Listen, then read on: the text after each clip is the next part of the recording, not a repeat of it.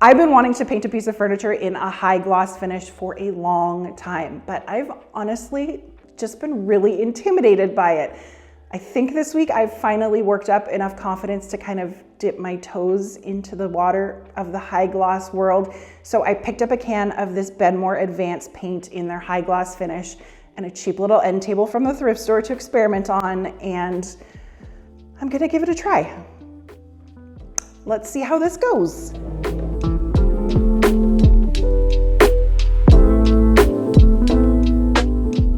Every time I see a piece of high gloss lacquered furniture in my Instagram feed, it stops my scroll. There are some incredibly talented furniture painters who have absolutely mastered the gloss lacquered finish, and I have so much respect for the painstaking process that I know they go through with each project. I will never have the patience that they do, but I'm hoping that I can figure out how to get something decent with what I do have. I grabbed this table for $10 from the thrift store. It's a mix of particle board and some oak veneer with brown paint on top that I can only assume is covering a bit of damage, but I think it's a great size to play around with this new to me paint on. I've been having a really hard time finding anyone near me who sells the traditional lacquers that get that mirror-like finish that I adore so much, but this advanced alkyd paint is pretty easy to get my hands on. Ideal for new and previously painted trim doors, walls, ceilings, and furniture. Surfaces must be clean, dry, and free from grease, wax, dust, mildew, rust, and loose scaling paint. Glossy surfaces should be dulled. Bare surfaces should be primed before painting. Paint when surface temperature is above 10 degrees Celsius, 50 Fahrenheit. Stir thoroughly before use. Apply 1 to 2 coats with brush, roller, or spray. Dries to touch in 4 to 6 hours. Recoat after 16 hours. Advance will not achieve optimal hardness for 5 to 7 days. Use care during this curing period to prevent damage to the finish. Clean up, use soap and water. Pretty standard stuff, except for that 16-hour recoat time. But let's get started with a good clean, and I'll just disassemble things as I go. It's really important to clean your furniture surfaces prior to any sanding and painting to get any dirt or grime off of there, but also to remove any old furniture polish residue that can really build up over the years. A lot of those polishing products have oils and silicones in them that create a barrier and can even straight up repel a new finish from sticking.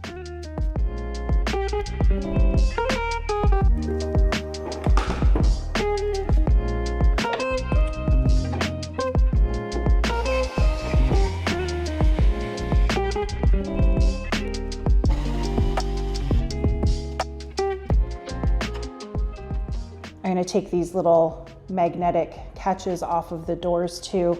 They just stick to these magnets on the inside and keep the doors from flying open.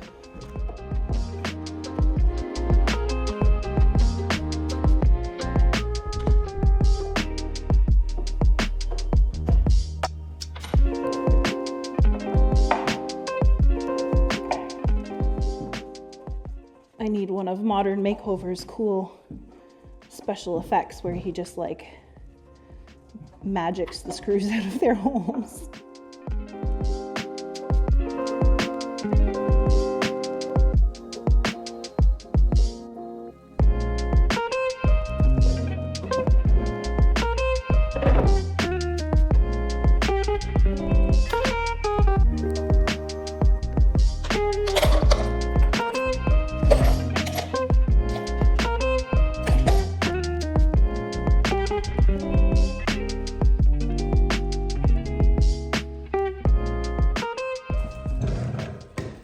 So one of the big intimidation factors with doing a gloss finish for me is that the higher you go up in sheen, the more reflective the surface becomes, and that really highlights any flaw. Since the furniture that I'm working on is always secondhand and usually been passed over by multiple people for a very long time, it's got a lot of flaws in it. And a matte or satin sheen, which is what I've always done, tends to lend itself more to camouflaging that stuff. As much as I try and make repairs, there are always going to be small nicks and dings and things that you just can't fix realistically. The paint that's on the top of this is pretty chunky, full of brush strokes and even a few brush bristles in here. So I need to get it off. I'm also curious to know how bad it is underneath this paint. It's got that sort of classic sticky, plasticky latex paint feel. So I'm gonna take a few swipes at it with my carbide scraper first to see what that does. I may need to splash some chemical stripper on here just to get it off, but yeah, we'll see.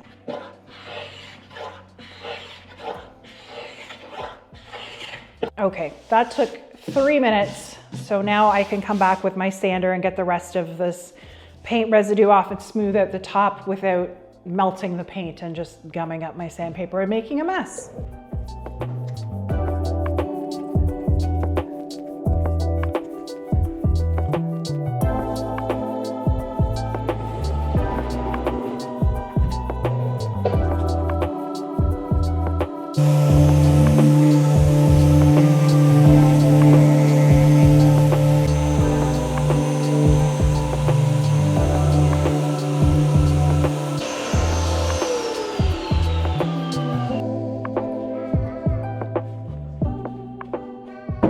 Before I keep going with scuff sanding the rest of this table, I need to make a few repairs to the veneer. I'm going to be using some Bondo body filler to fill in the big flaws. This is a 2-part epoxy style filler. They also have one that comes in a can that says all purpose and one that says wood filler. It's really all the same stuff, just marketed for different purposes. To use it, I'm just gonna mix a little bit of the base putty that comes in the big can and a little bit of this cream hardener that comes in a separate tube. And once the two are mixed together, it will have a chemical reaction that causes it to cure and harden up. And then I'll be able to sand it all smooth.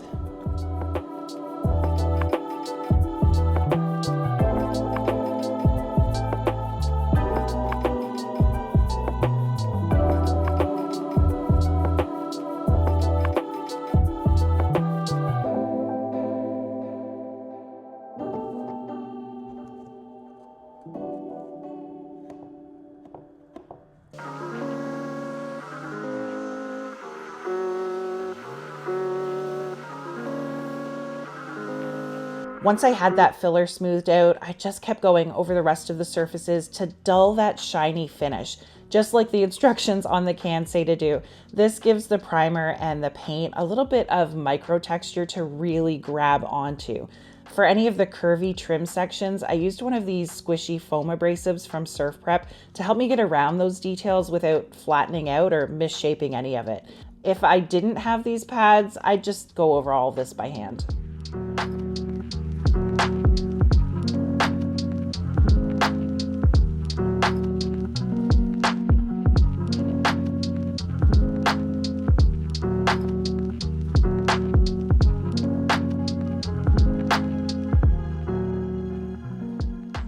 It is time to prime.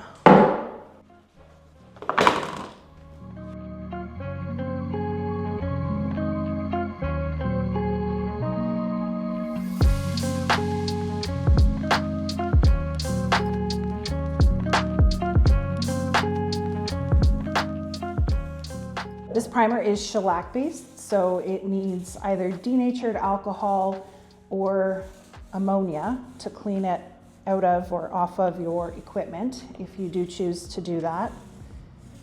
But it does a really great job at priming pretty much all surfaces, and it works well with pretty much all paints. I don't necessarily need to prime with the advanced paint that I'm using, but this primer is going to seal in any of the wood tannins or natural oils that are in this bare oak.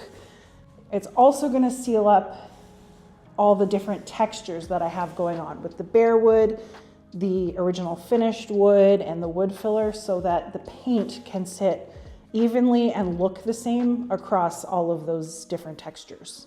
This is a step that I take on 99% of my projects anyways, regardless of the paint that I'm going to be using.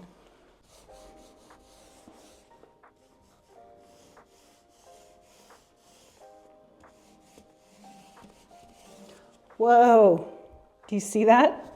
That is bleed through. That is why we are priming.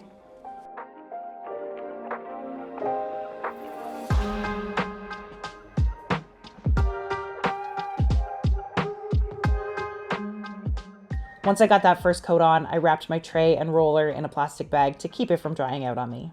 You know what I didn't consider when I picked this table?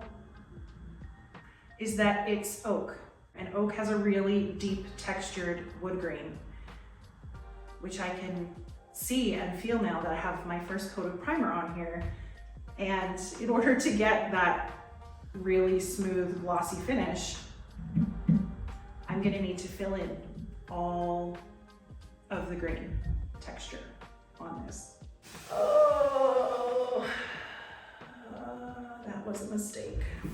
So now I'm going to go around the whole piece with some paintable latex caulking to fill in any of the seams.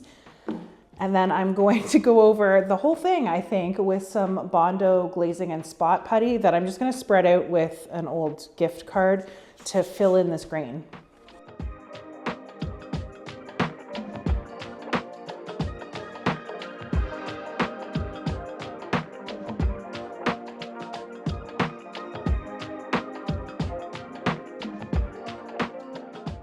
This stuff dries really quickly, and once it is dry, you sand it and it powders off so nicely and leaves itself behind just in those tiny grain pockets. You could also use drywall spackle for this, or there are lots of wood fillers on the market specifically for this type of grain filling as well.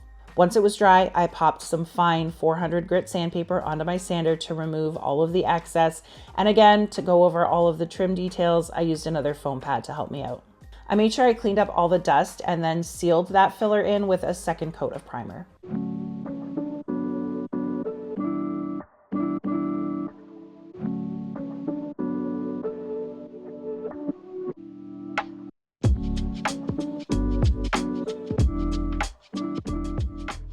Okay, I've got this all sanded smooth and dusted off.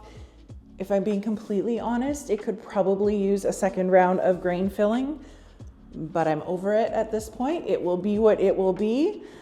I'm gonna be spraying my paint on here, so I'm just gonna add a couple of cup hooks to the bottom of the doors so that I can actually hang them up over our garage door tracks and spray both sides of the door at the same time, especially because this paint has such a long recoat time, 16 hours in between coats of paint. I don't want to have to do 2 coats on the front and 2 coats on the back with that 16-hour window in between. But I did also want to see how this high gloss looks with a roller and a brush. So I've actually prepped another little table that I had kicking around here the same way, cleaned, scuff sanded, 2 coats of primer, sanded smooth. And I'm gonna use that as another little test subject for my brush and my roller. I divided the tabletop in half with some painter's tape, got the doors hung up, and then used a bit more tape to delint this fresh short-nabbed roller cover to keep any extra fuzzy bits out of the paint. Then I opened my paint can. This looks pretty white on screen, but it's actually a pale, almost periwinkle blue called Jetstream. And I strained some of that into my pneumatic spray gun and then poured some more out into the tray. I brushed a coat over one side of my test table with a brand new zebra brush, and then I rolled a coat over the other side the same way I would with any other paint.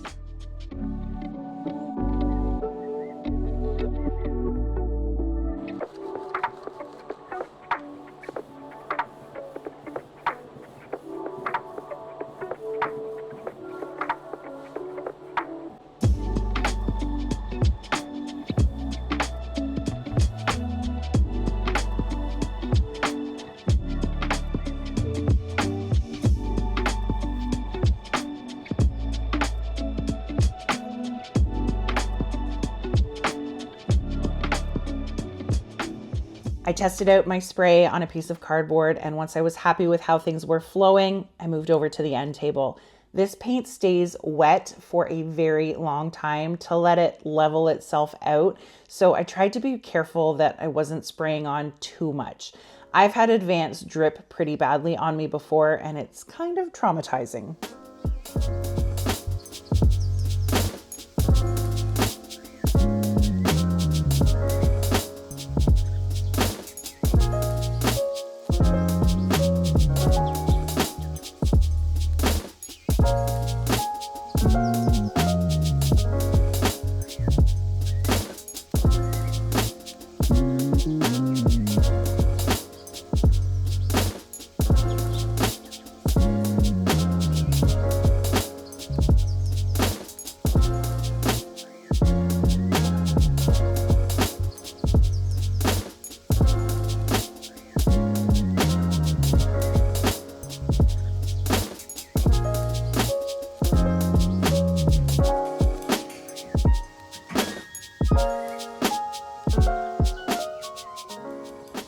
Because of the long recoat time, I'm going to wash out my sprayer.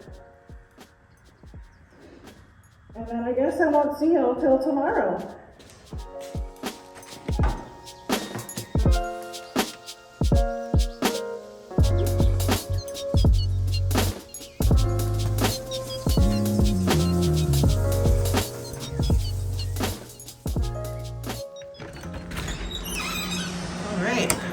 Kidlets just left for school.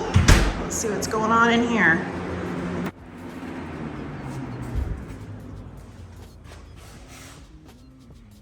Ooh, we're shiny. I can't say we're particularly smooth though.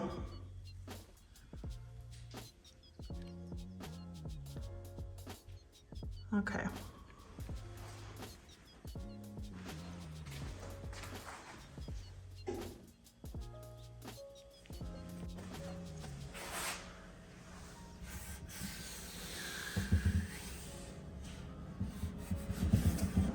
Looks like I got some sanding to do.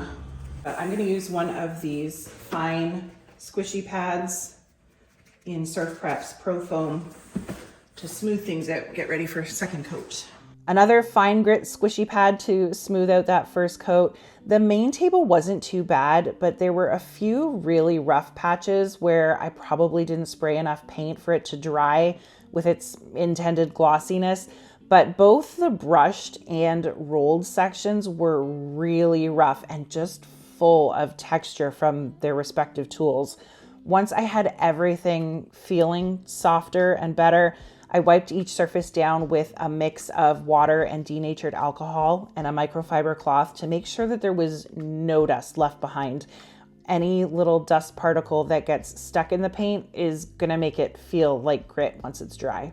Then I rolled and brushed my second coat over the sample table, reloaded my sprayer, and sprayed on the second coat a little bit heavier than the first, still trying not to apply too much and avoid any drips from forming as it leveled out.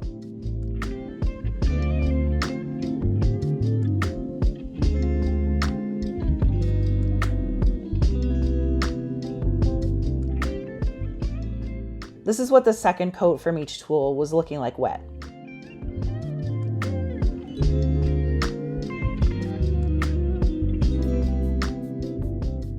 And here is what my table looked like once it was dry. That sheen is looking so much better. Unfortunately, the brush and roller table though kind of looks like trash. All right, it has been 13 and a half hours since I smoothed out my first coat this morning and sprayed on the second. I've had the box fan and the garage heater blasting out here all day, so I'm pretty confident that I can cheat the clock a little bit. I do want to smooth this out one more time and spray on a third coat, which should be my final coat. The second coat though has dried a million times better than the first one did. And for a first attempt at a gloss finish, I'm pretty happy with this. There's still lots of texture and lots of flaws that I can see, but I know realistically, I'm not going to be able to achieve that beautiful mirror-like reflective surface that people that do this professionally are able to achieve. I don't have the skills, the talent, the patience, or the products that they use to do that, but I'm really happy with this. This is a great DIY attempt. I will say that my test patches with the brush and the roller are not looking so hot. The brushed swatch still has a lot of brush stroke texture, but it's maintained that nice, smooth, glossy finish. The roller patch is really rough. It's got lots of little bubbles that have dried in it. That may just be the roller that I chose to use. So I'm gonna have to do a little more research into that. But I would say if you can't spray this gloss paint, I would brush it, but expect to still have all of that brush stroke texture in there. I would not recommend rolling it. I still had a few little rough spots where dust had landed in the paint, and I wanted to add a tiny bit more coverage in a few other spots. So I gave each surface one more light sand with a fine grit sponge, made sure to clean up any dust with my alcohol water mix again, and then sprayed on one more coat and left it all to dry overnight. But before I went to bed, I did lay out the pulls and the hinges on my cardboard and gave them just a light mist with some fresh gold spray paint to brighten them up a touch. Ah, it looks so good. It looks so good. Okay, I'm gonna lay out a towel and get the hinges back on the doors and the doors back on the unit. Let's wrap this baby up.